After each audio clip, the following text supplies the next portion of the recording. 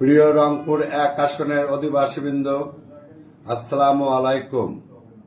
বাংলাদেশ জাতীয়তাবাদী দল এবং বাংলাদেশ জাতীয়তাবাদী দলের সকল অঙ্গ ও সহযোগী সংগঠনের সর্বস্তরের কর্মী এবং নেতৃবৃন্দ যেভাবে ধানের শীষের প্রত্যাশী প্রার্থীগণের মাধ্যমে আনাচে কানাচে প্রত্যন্ত গ্রামগঞ্জে প্রচার অভিযান চালাচ্ছে, দলের কথা তুলে ধরছে, আমি অত্যন্ত আশাবাদী দলের হাইকমান্ড যাকেই মনোনয়ন দেবে ইনশাআল্লাহ রংপুর